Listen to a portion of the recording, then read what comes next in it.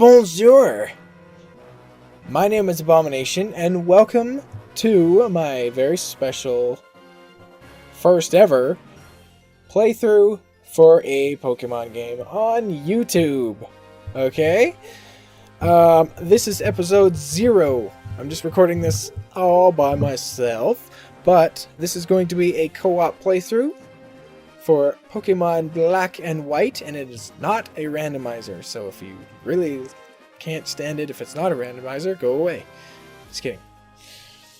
My opponent slash partner for this is going to be the SouthSide Braves.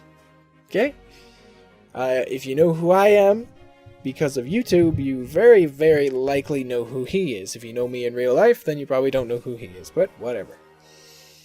In this episode, I'm just going to be talking about the rules and general consensus of stuff here. Of my, I didn't even say it, of my epic new Nuzlocke style, I'm calling a ShadowLocke. So, number 1 here, we got, I'm reading this, and just because I have it written down. And it will be in the description as well. But I will just kind of say it out loud so it kind of helps. Standard Nuzlocke rules. You catch the first thing in a new area. You must nickname everything. When a Pokemon faints, it is gone. Essentially dead. And you have to put it in your PC. And it's gone. You just can't use it ever again. If the player blacks out at any point, you just instantly lose. Which is possible, by the way. I made it possible. Yeah, this general Nuzlocke, basic Nuzlocke stuff. Except I'm saying towns and cities do not count for encounters. Unless there is tall grass in that town and city, but I can't think of any game that actually has tall grass in the town. But, so no fishing in the town, no headbutting in the town, in the case of Heart Gold, Soul Silver, or anything else, right? There's no encounters in cities and towns. So, less encounters.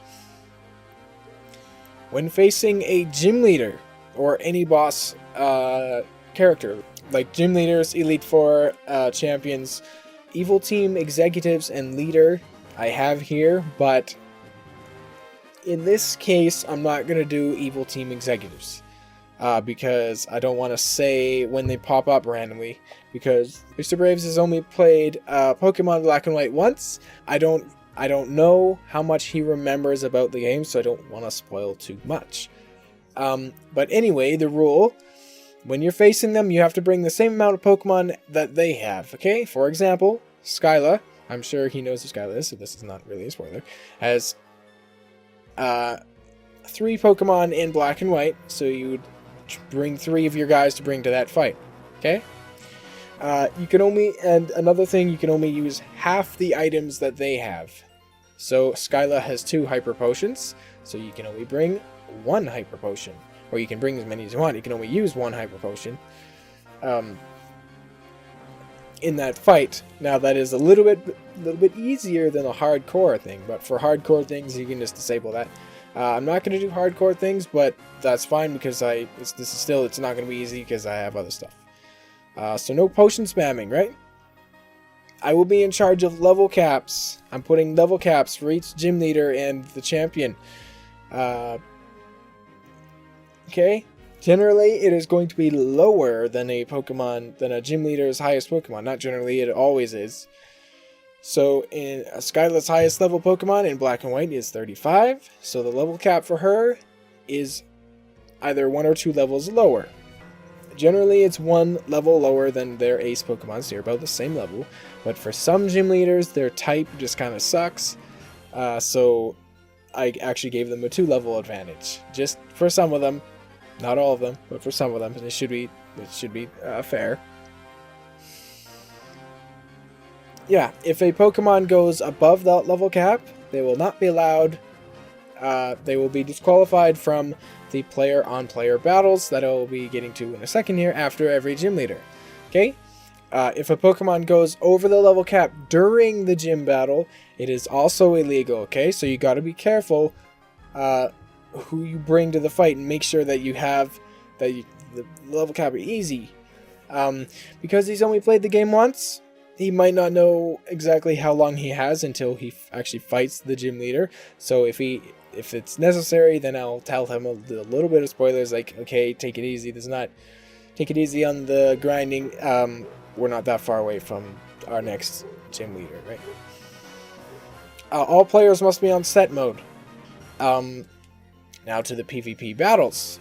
Okay, after every gym leader and after the champion, every player must battle it out. There's going to be, the type of battle, so single, double, triple, and rotation battle will be decided randomly. I'll just have some random number generator, and hopefully I have a way to prove it. If I can bring it up on screen, I should be able to. Yeah, random number generator based on will decide the game mode. Except, I would love to have rotation battles, but unfortunately, Pokemon Showdown does not actually have any form of rotation battles. But there are triple battles, so there's only 3 types of battles we can possibly do. For the first fight we have, after the first gym leader, we're both going to bring 2 Pokemon to that fight. For every other gym leader, we bring 4 Pokemon to that fight, unless we don't have 4 Pokemon. If you don't have 4 Pokemon, you're in danger of being eliminated by the other player. Yeah, and then the champion, you bring, after the champion battle, you bring not all 6, you bring 6 Pokemon to that fight, and that is that. There's going to be 9 battles in total, obviously, 8 gym leaders plus the champion. However, I was thinking about this, and I don't know if Mr. Braves wants to do it. I haven't actually asked him yet, but his answer will most likely be in the comments section of this. Not most likely. Well, yeah. I was thinking after we beat the champion the first time, we have our battle. If he wanted to try to beat the Pokemon League again with their stronger teams, with whatever we have left, and if we win the Pokemon League again, we have another 10th battle for the ultimate survivors, for who can survive the updated Pokemon League, which they're devastating. They're savage. They're way higher level, and they got a good team. And the level cap I'll have to set for that, which I haven't actually set for that yet because I kind of just thought of it recently. Anyway, in the PvP battles, obviously it's kind of like a cage lock, but it's different.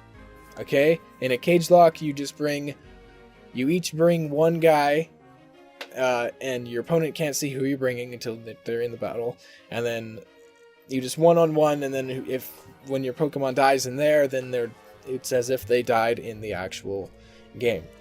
I thought that was in my opinion, that's a little silly. First of all, the battles last like nothing. It's like a 4-turn battle of just executing whatever it is, which is fine. It's fine, but I personally prefer a juicier battle. So I will more Pokemon, but the danger is still there. You don't just instantly die. I have a different way, and that way is when a Pokemon is defeated in a PvP battle, it will remain temporarily unusable until the Pokemon that knocked it out is knocked out itself, either in that PvP battle or in the playthrough itself.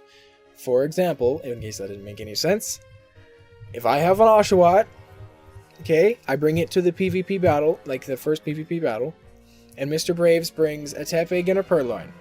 Say my Oshawott kills or knocks out both his Tepig and Purloin and survives that battle, Mr. Braves is not allowed to use his Tepig or Purloin until my Oshawott faints at any point.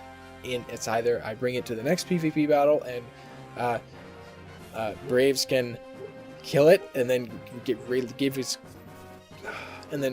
get his guys back, or if Oshawott just dies to something random in the actual game.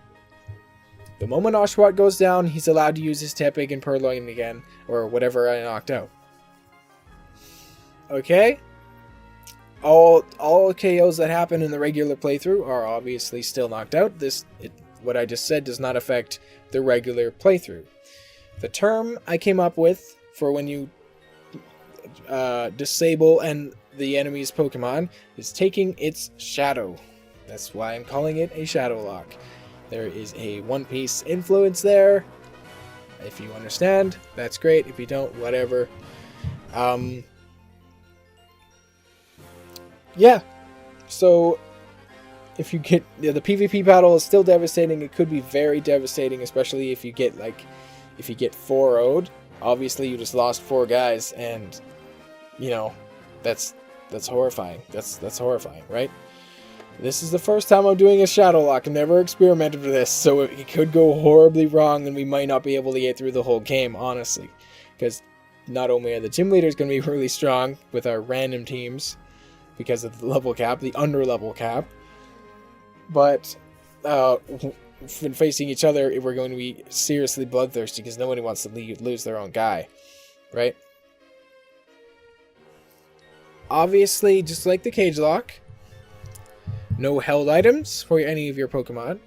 No TM or HM usage for any of your Pokemon. Yeah. And obviously, when they die, they're out. But, similar to the cage lock, because normally when you win a cage lock, you get one of those things. You get a reward. You get an extra life, or you get TM and HM usage, or you get held item usage. In this case, if a Pokemon is holding 2 shadows, it will be able to use one of those privileges. If my Oshawott is holding... by the way, this does not mean I'm picking Oshawott, by the way, just because I'm saying it a lot. If my Oshawott is holding 2 shadows, I can choose to give it TM and HM usage, held item usage, or an extra life. Okay? Emergency HM usage is obviously allowed. If it wasn't allowed, then it would just be game over randomly. But yeah, but some HMs are good.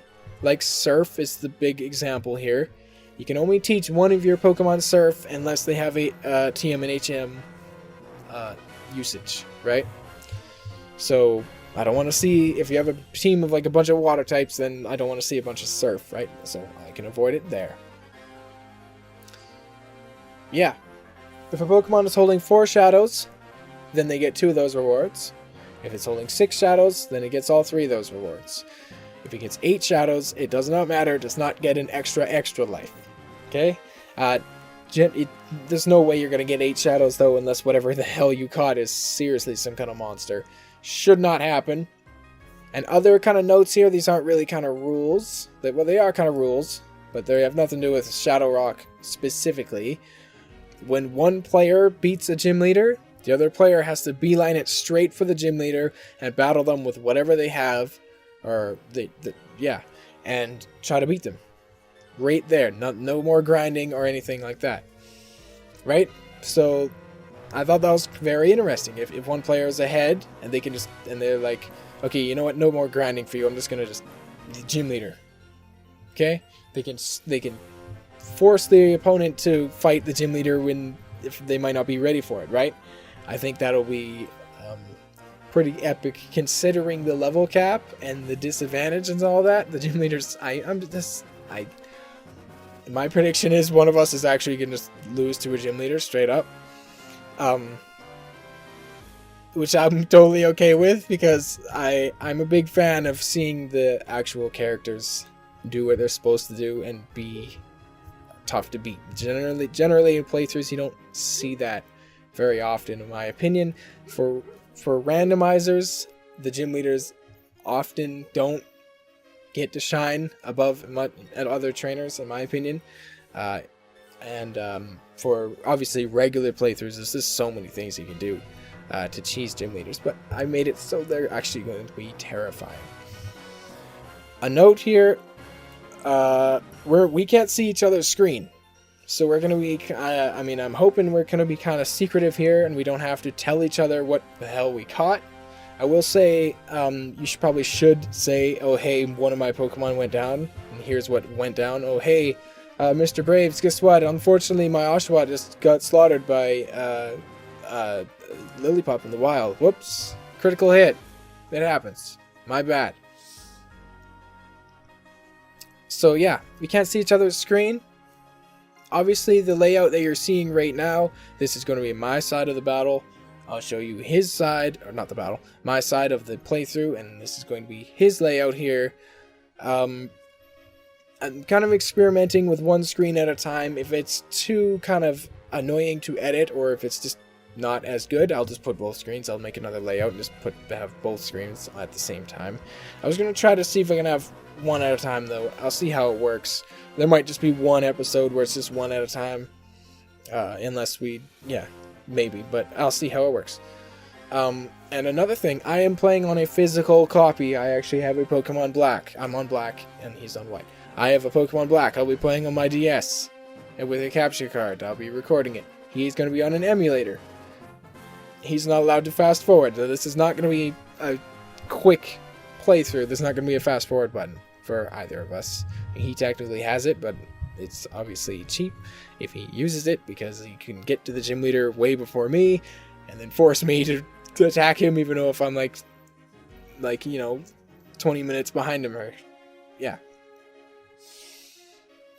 yeah, so that's about it. That is going to be everything. That is all the rules here. Regulations. I'll say one more thing here. One more thing I'll say. Let me bring it up again. One more thing I'll say.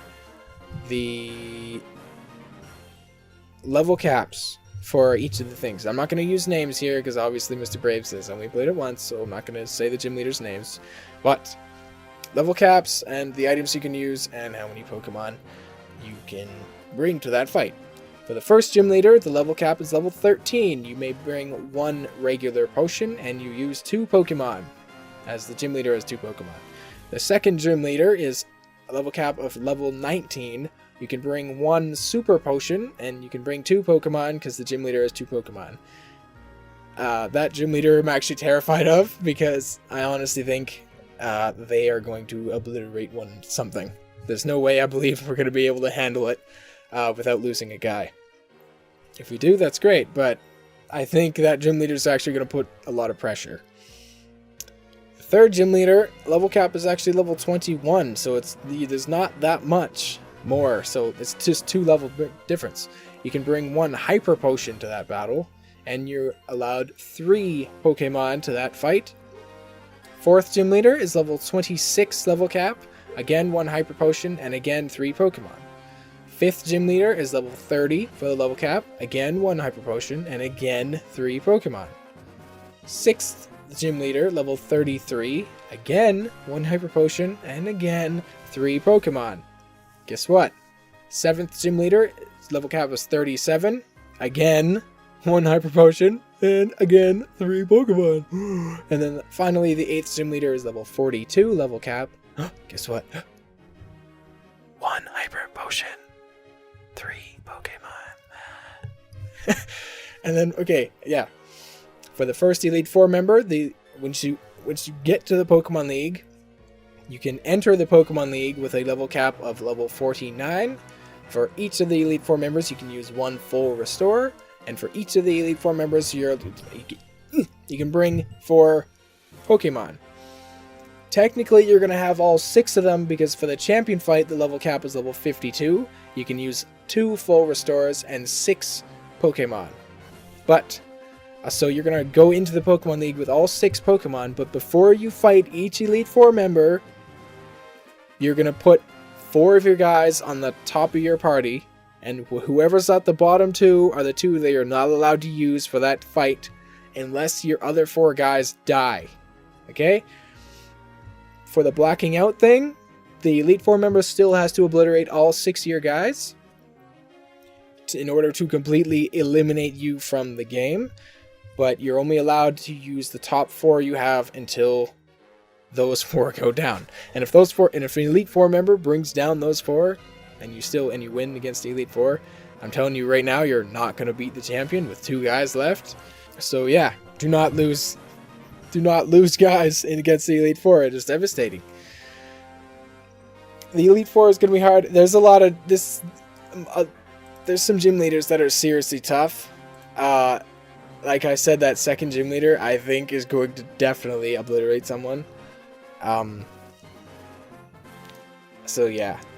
Those are all the rules and sort of notes. So feel free to refer to this long explanation video at any point, whatever. And this was episode 0. Obviously, I'm talking by myself, but in the next episode, in the next episode, I will have SouthSide Braves with me, and yeah, that should come out pretty soon. This is it's Friday when I'm recording this. Friday the 25th of February, 2022. And we're going to record the first episode tomorrow, the 26th of February, 2022, Saturday. So, the first episode should release pretty shortly after this one. But until then, enjoy this explanation video, and I'm super excited to get my first playthrough on YouTube. Hopefully we can survive longer. If we die, then we may just reset. You never know, or if someone dies. But yeah, I really my predictions is going to be fun. But I think one of us is going to be slaughtered by a gym leader. Oh, one more thing I forgot to say. When someone, if someone were to black out, it's not instant game over right there. If that person who blacked out is ahead of the game, say they lose to that second gym leader, okay? Say I lose to the second gym leader and black out.